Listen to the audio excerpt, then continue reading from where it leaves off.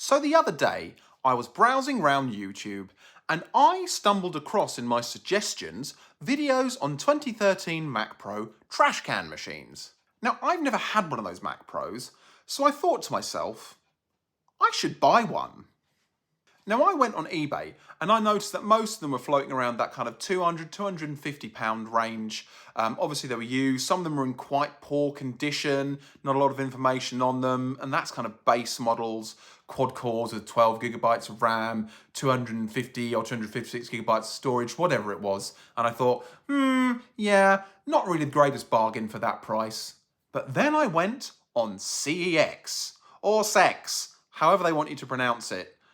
Yeah, I don't know. I'm calling it CEX because I don't find that shop sexy. But while I was looking on CEX, I stumbled across this. Yes, for £170 and in stock, they had a Mac Pro 2013 with the 1650 V2 6-core, 32 gigabytes of RAM and a 500 gig of NVMe storage.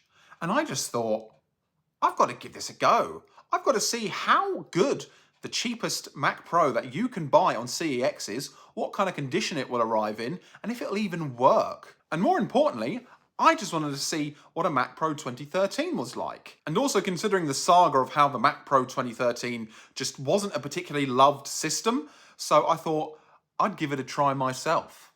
So why don't we go back in time to a few hours ago and let's unbox this machine. The first thing I want to note about this box when it arrived was this. Now, I don't know if you can hear that, but the computer is clearly just banging around loose in this box without any real packaging. So should we see exactly how this has been packaged? Gonna get out my trusty 3D printed box opening bed scraper. Right, okay, so the packaging is literally this kind of weird papery stuff, a random bit of bubble wrap, and we have the machine just wrapped up in this. And yeah, that was their packaging scenario. Is there even a power cable in here? Oh yeah, there is a power cable. Well, the good news is it appears to have come with a genuine Apple power cable, which is nice. And I've dropped it. Well, let's pull the stuff off this. Kind of paper tape, scissors. Okay, this is actually also my first time ever seeing a trash can Mac Pro in person. Okay. Well, I can tell you one thing. Initial impressions are that it hasn't been cleaned up at all. It's got some dust bunnies in there. Oh yeah, this is a dusty boy. How do we get this thing open? Is that literally just... Okay, it is literally just... That is... a thick old resonant thing. So this must be an earlier one. I think the earlier ones had the SSDs with the heatsink on it. I don't really know. So on the rear, port-wise, we have 4 USB 3s, 5 gigs, I believe it was. I can't remember entirely. We got 6 Thunderbolt 2 adapters here, or ports, should I say. Which also act as mini DisplayPort. I think it's the same thing, essentially, connector-wise. 2 gigabit Ethernet connectors. I'm pretty sure they're gigabit. I don't think there's any 2.5 or 10 gig at this point in time. And an HDMI port. And obviously the power supply. Now, as I said, it's very dusty. I also don't know if some of that is from potentially that packaging coming apart slightly. Because it does look kind of browny coloured, but also it does look like dust too. Oh yeah, we've also got headphones and speakers, or I don't know if one of these is a microphone or if this is literally a headset adapter. I'm not really sure. Overall, it doesn't appear to be in too terrible condition other than all this insane amount of dust that's out of it. Ooh, brother, ooh. Let's have a look at this memory. Is this? Oh, okay. I don't know if this is genuine Apple RAM or not. No, it's Crucial RAM. So it has had an upgrade. Oh, that is nice. That's nice quality RAM there. 8 gigabyte sticks, because it's meant to have 32 gigabytes.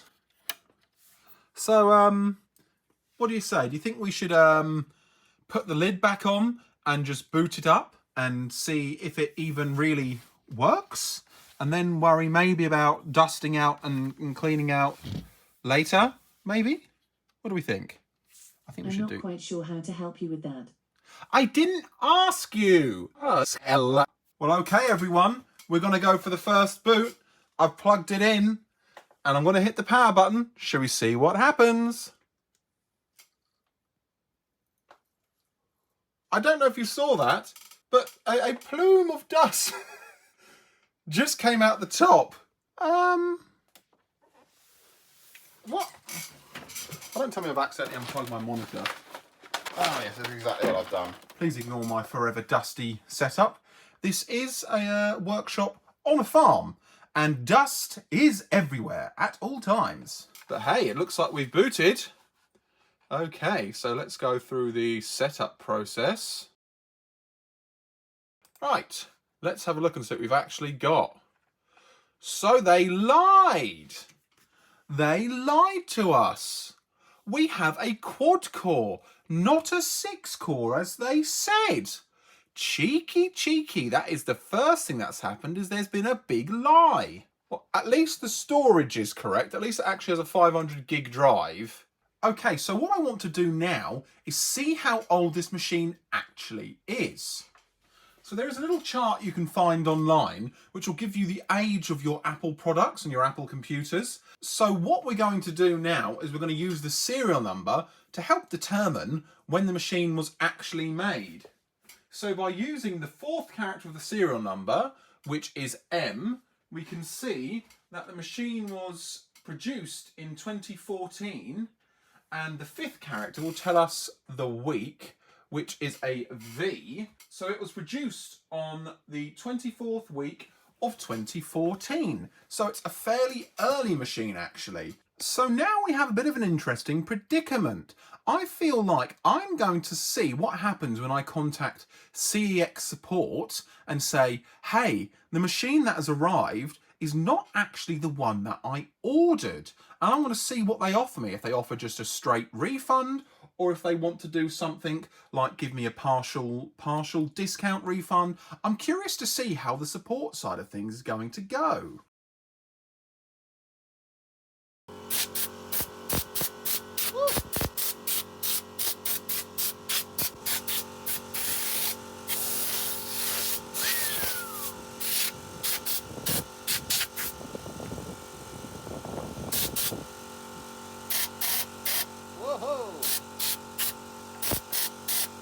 That should help a little bit.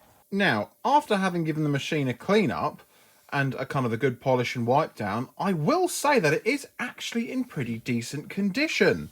So for the grade B, it's, you know, I'd say it's almost closer to an A. I know A is probably all boxed with all original accessories and stuff like that.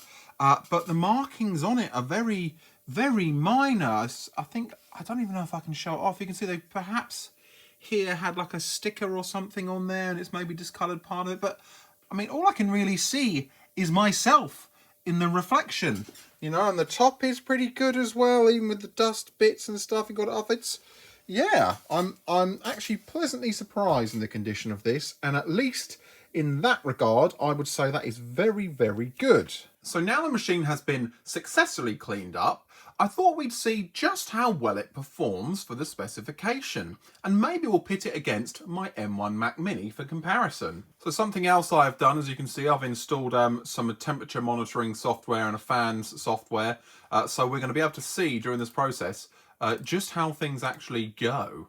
So you can see we'll be able to see the temperatures of the graphics cards, of the storage, and you know, heat sinks, power supplies, blah blah blah blah, I/O board, ambient, CPU stuff, because it is well known that these machines do end up running quite hot, and certainly with the D500s and the D700s that they can end up obliterating themselves and dying.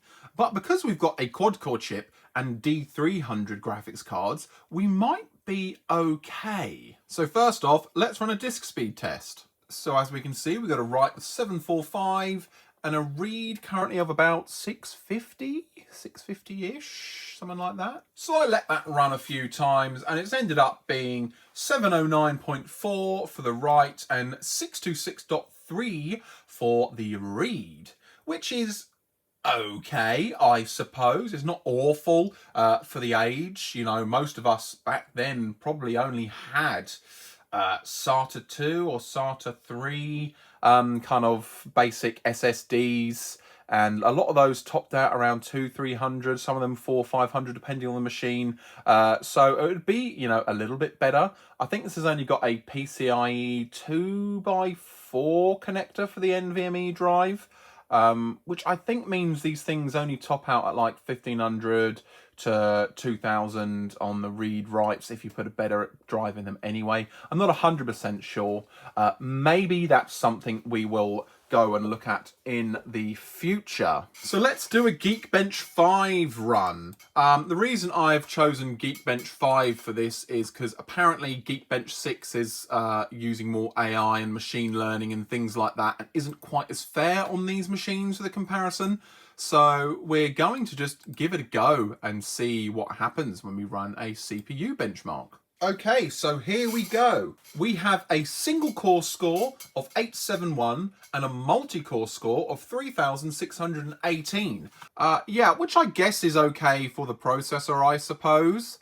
So let's do the Metal API compute bench and just see how that goes. Okay, so we have the metal score of 23,630. I don't really have any form of reference to this, as I don't normally run the metal test, but we're going to see what it's like on the Mac Mini. And yeah, maybe I'll also run one of the OpenCL tests as well. Okay, and for OpenCL, we have 22,320. Yet again, I don't really have a frame of reference at this point, so we're going to run that on the Mac Mini too. Now, what we are going to run is Cinebench. I would have liked to have run an older version of this, but I can't seem to find a download for it. It's not on the website anymore, so we're going to run the latest version of Cinebench and just see how it goes. Okay, so let's run a multi-core Cinebench kind of test. And at the same time, we're going to have a little look and just see what the temperatures are actually doing while we're here. Wow, this warm-up process, as it calls it, is taking a long time. I feel like this Cinebench run could end up being a little bit unfair to this machine. Well, as you can see, we're essentially halfway through the 10-minute run, and we definitely haven't done half of the Cinebench run itself yet. But never mind. As we can see, if we go here and look at the temperature of things, we have a general, I think this is the overall temperature for the CPU of all the cores, of about 70 degrees, which isn't too terrible, I don't think, considering this is probably under full load at the moment, I imagine. I don't think the GPUs are doing anything, but this is just their temperature now, with obviously that shared heatsink, you know, just sitting there at kind of 51, 53. So I don't know how this would be affected when you're doing a load that is running the GPU and it is also running the GPUs and the CPUs at the same time. And as we can see, the fan is just sitting there tickling itself at the base RPM level, doing essentially nothing. Now, activity monitor is basically saying that the CPU is fully loaded, which is, you know, what I expect at this point. So yeah. And here we are. You can see that we've got a blistering 238 points. So as a frame of reference here, it says that an M1 CPU scores 509. And the next kind of CPU up from what we've tested here is like a 14-core i7, possibly mobile 12th gen chip, which is still 433. So you can see that this is really a test geared to higher performing machines. But with that said, let's go and test the Mac Mini and just see how it compares. Okay, so here in my studio, we have my M1 Mac Mini. Now, this is a 16GB RAM, 512GB storage model. So yeah, it was not exactly a base model when we bought it, and it has definitely made a difference to its longevity so far as we have reached 2024. But either way, let's test the onboard storage on this and see how that goes in comparison. And yeah, It's it's a decent chunk faster. What are we getting? Something like 600 write, 700 read, along that kind of line on the Mac Pro. I'll pop it up on the screen now what we were getting. Okay, so now we are going to run the CPU benchmark again. Okay, so as you can see, we've got 1,633 on the single core and 7,285 on the multi-core score. Now, the interesting thing about this is I think we're pretty much almost like double the single core score and nearly the same again, maybe kind of 2/3, something like that, I don't really know. Not a math guy, on the multi-core score, but you can see that it is obviously quite a lot quicker in that regard. And yet again, this is still first gen Apple Silicon, and these are still great machines, by the way, even now, these Mac Minis. I really love them, I really do. And it has been a very good purchase for me in the studio anyway. So let's do the same again. Let's do the compute. We're going to start with the metal test. So here we go. We have the metal score. And interestingly, it's only about 2,000 points more than on the Mac Pro. So obviously that those D300s for this particular kind of synthetic benchmark workload appears to still be holding up fairly well. But as far as I'm aware, I'm pretty sure like M3 and the M1 Pros and Maxes and all the other stuff like really wipe the floor with these Mac Minis for their graphics performance. But I do know one thing: this was a lot better than the what was it I had in my 2012 Mac Pro that this Mac Mini replaced? I think it was like a RX 56 or 560, something like that. I think it was. I don't know. That was some time ago. That machine has been gone for a while now. Let's have a little look at the OpenCL performance and see how that goes too. Okay, so interestingly, the OpenCL score is a little bit lower. But I don't know, there's probably not loads really in it, to be honest. I guess I'd have to do some like video rendering and other graphics tests and things like that to see what the differences are. Though in comparison to the Mac Mini, I'm actually fairly impressed with how well those D300s appear to be holding up. Okay, so I've done the Cinebench run, and as we can see, we got a score of 528, which was significantly higher than the Mac Pro got. And for reference, you can see the score that the Mac Pro got on the screen now. And it was in the 200s, the low 200s. So, yeah, there is room for improvement on the performance of that machine. So I think it's time we wrap this video up. Mac Pro, you are an interesting machine, to be honest. I think for now, we're just gonna pop you up there on the speaker opposite my G4 iMac, so you're just something to look at in the studio. Overall, how would I rate the experience buying a machine like this from CEX? Well, it's a bit of a mixed bag, let's be honest. It wasn't packaged very well, it was very dirty, and it's the wrong specification as well. What I ordered was not what turned up. I will give the machine its credit though. It is actually in pretty decent condition underneath all the dirt and underneath all the grime, and it managed to get here in one piece, and it works. So as of yet, I haven't heard anything back from CEX customer support. It's probably going to take a few days, knowing companies, before I actually hear anything. So what I'll do is I'll put a pinned comment below when I know what's going on. So once this video has been out for a week or two, something like that, come check back. Or if you're watching it later on in time, the results may already be there saying what's going on. But I imagine they're probably only going to want to say, yeah, just send it back for a refund. Which I don't think I'm going to do. I feel like we might not be done with this machine yet.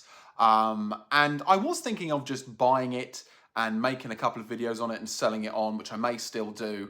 But, I kind of like it. It's kind of an interesting little thing just to have sitting up there. And while I don't really have any uses for it per se, we could upgrade it and we could try a, using an old Mac Pro for a week instead of, say, like my current modern Apple desktops. We could, put more, a better CPU in it, better storage. We could use OpenCore and install Sequoia and other things and other later OSs and just see how it runs, basically. Because I'm really curious to see how it's going to perform with video editing tasks and graphics dependent stuff, considering the scores were so close to the Mac Mini. That I think it could be interesting. So drop some comments down below if there's anything you'd like to see me do with this machine. I know there's some dust floating around as well. Thank you for that. I know that upgrading these machines and doing videos on them has been done to death. And it's been done by so many people. So I'd maybe want to take a more interesting approach. And I don't know. If that's something you want to see, let me know. For now, as always, I have been Will. This has been another one of my silly little tech videos on old random computers and things like that. And I look forward to seeing you in the next one. And I will see you soon.